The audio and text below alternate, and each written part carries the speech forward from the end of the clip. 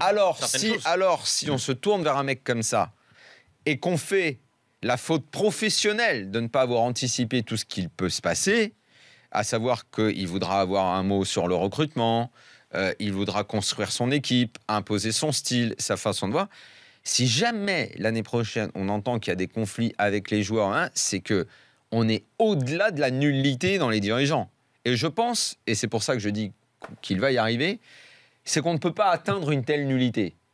Parce que je veux bien qu'ils aient des carences dont on parle depuis 5 ans maintenant qu'ils sont au club, un petit peu plus même, mais je pense qu'on ne pourra pas atteindre ce niveau de nullité d'avoir pris un mec sans savoir exactement comme il fonctionne. Mais je pense qu'on va se servir des leçons du passé. C'est ce qui s'est passé un peu avec Emery. C'est pour ça. Vu comme ça s'est passé avec Ancelotti, ensuite avec Blanc, ensuite avec Emery, je veux croire qu'à un moment on tire les leçons du passé. Ça serait bien. Qu'on se serve du travail et d'Emery, de ce qu'il a commencé à préparer, parce que lui, s'il n'a pas réussi à totalement imposer sa personnalité, 50-50, 60-40, 70-30, comme veulent les gens, peu importe aujourd'hui, il est parti. Avec lui, il faudra que ce soit 100%.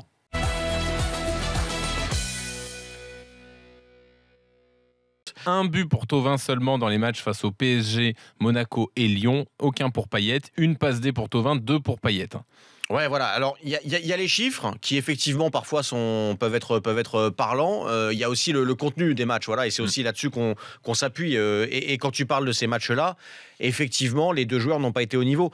Après, ils sont dans une période où moi, j'ai envie d'y croire. Parce qu'ils sont, notamment Dimitri Payet, mais même Florian Thauvin, qui est en bonne forme. Si c'est pas ce match-là qu'ils réussissent, quand ? Voilà, quand, c'est ma question. Quand vont-ils pouvoir en réussir un gros match, je parle, parce qu'ils en ont réussi d'autres en Ligue 1, on est d'accord. Mais quand vont-ils réussir ce gros match si c'est pas là dans cette finale?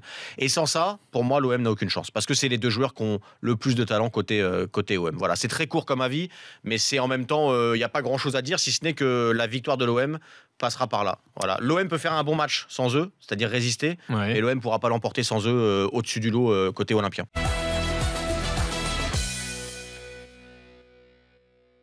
Dans leur tête, ils sont très forts. Défensivement, ils sont presque intouchables. Donc, je ne vois pas comment l'OM va trouver la faille dans cet Atlético qui. Moi, je te l'ai dit tout à l'heure, Fred. Ouais, mais vraiment, et moi, je peux dire aujourd'hui, c'est du 80-20. Voilà, pour moi. C'est ce que j'ai dit moi aussi. Cet Atlético aujourd'hui, c'est du 80%. Parce que on dit, ouais, mais attention, s'il y a un mec qui est expulsé au bout de 5 minutes. Ouais, ils ont vécu ça il y a 3 semaines et Arsenal, ils ont tenu le coup et ils ont même égalisé alors qu'Arsenal menait 1-0. C'est-à-dire qu'il faut un OM qui mais parfait en défense, parce que l'Atlético, je connais aucune équipe en tout cas moi qui sait autant profiter des erreurs de l'adversaire et les rendre mortelles. C'est-à-dire que l'Atlético, tu fais une erreur, il te marque un but et après tu peux pas revenir.